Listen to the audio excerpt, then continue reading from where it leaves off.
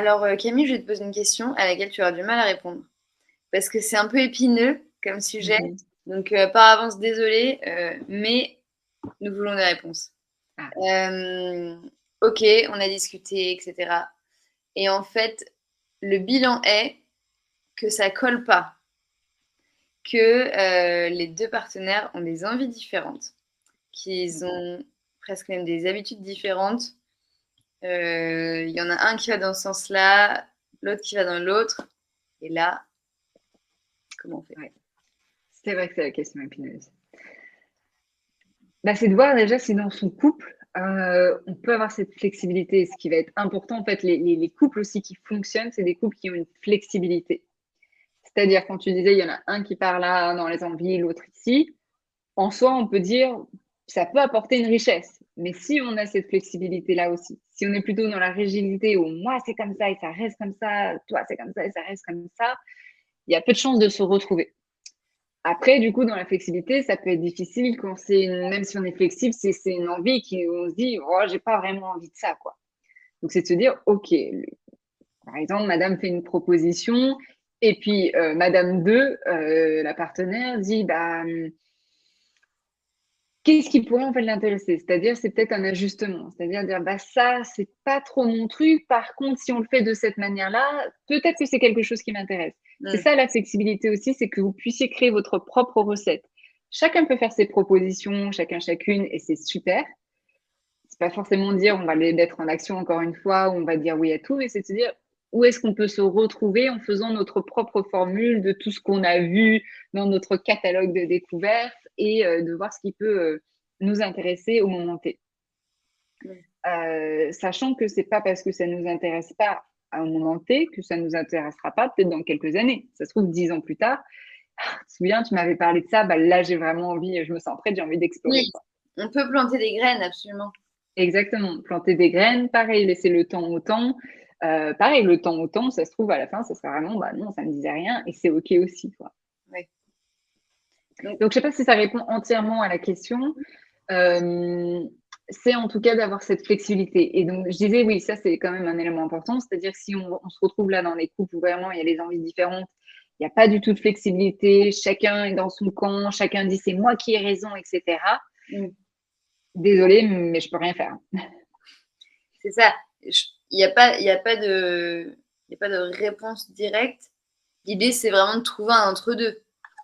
Où sont tes limites? Ok, moi, mes limites sont là. Qu'est-ce que tu veux? Ok. Moi, je peux pas lâcher sur ça. C'est comme de la négociation, en fait. Ouais, c'est ça. Et c'est OK de négocier dans le couple. Et souvent, on oublie. Souvent, on se dit, bah, c'est soit oui, soit non.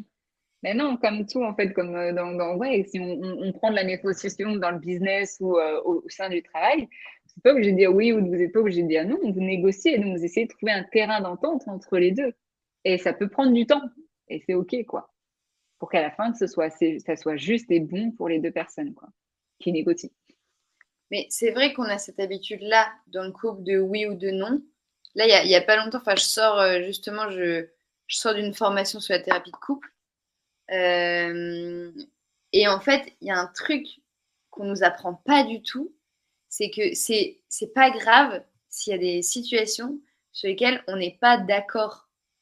On peut absolument et heureusement ne pas être d'accord et même après négociation, ne jamais tomber d'accord. Ouais, Bon, ouais. il y a certaines situations dans lesquelles c'est compliqué. C'est ça, quand ça touche aux valeurs ou vraiment à des choses très importantes, là, c'est compliqué. Mais sinon, je vous rassure, la plupart Ouais, des couples ne sont pas d'accord sur tout et ça pose pas forcément des soucis, etc. Faut, par contre, pas être figé, encore une fois, se dire, bah, comme tu n'aimes pas ça et moi que j'adore ça, bah, on va pas s'entendre, quoi. ouais.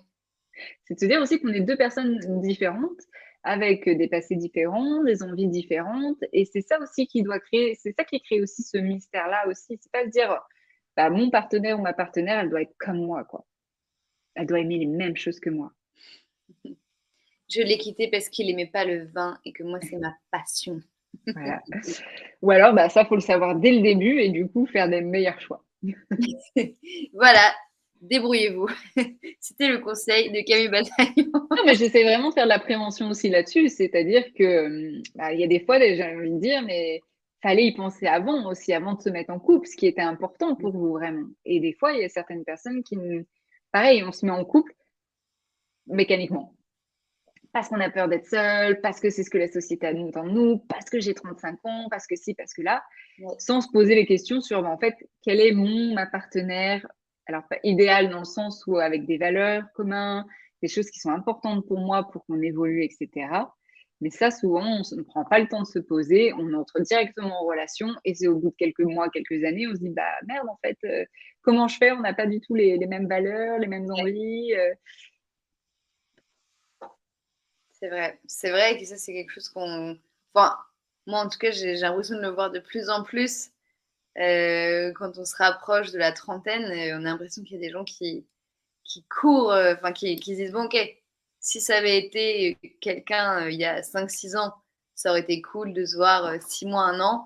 Mais là, vu qu'on va avoir 30 ans, on va vouloir se poser, du coup, on va rester ensemble. Puis en général, ça fait un peu des dégâts, quoi. Mm. Ou en tout cas, ouais, se poser les bonnes questions avant aussi. Enfin Mm. voilà, pourquoi, qu'est-ce qui est important. Et il y a des fois des couples qui se mettent rapidement ensemble. Ça ne veut pas dire qu'ils foncent droit dans le mur, parce que peut-être ils se sont posé ces questions-là. Et je Oui, trouve ça bien sûr. plutôt sain que des couples qui prennent le temps, mais qui ne se sont pas vraiment posé ces questions-là, quoi. Mm.